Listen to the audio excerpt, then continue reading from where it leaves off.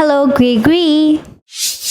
မင်္ဂလာပါရှင်ဒီနေ့မှာတော့ရန်ကုန်မြို့ရဲ့အထင်ကရနေရာတစ်ခုဖြစ်တဲ့တိုင်းစီတီမှာရုံရုံကြီးကြီးတက်ဆင်ထားတဲ့ Green Echo ရဲ့ project လေးတစ်ခုနဲ့မိတ်ဆက်ပေးကြပါမယ်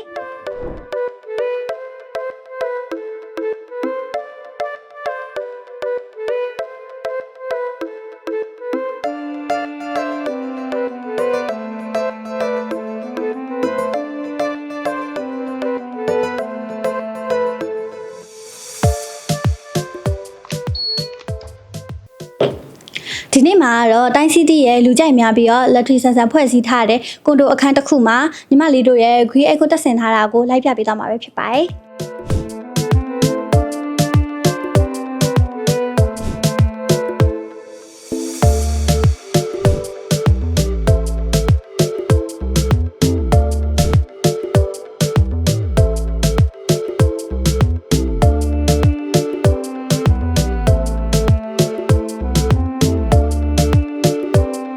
ယခုအခန်းထဲမှာဆိုလို့ရှိရင်ဖြင့် Green ရဲ့ wall mount တဲ့ air ကိုစုစုပေါင်း9လုံးထိအောင်တက်ဆင်ထားပါတယ်။မိသည့်အခန်းတွင်မှာဆိုအခန်းရဲ့အပူချိန်ကိုတိကျစွာထိန်းညှိပေးနိုင်ပြီးတော့အသက်ဆုံးမှုမရှိတာကြောင့်နေထိုင်သူများအတွက်အဆင်ပြေမှုအပြည့်အဝရရှိစေမှာဖြစ်ပါတယ်။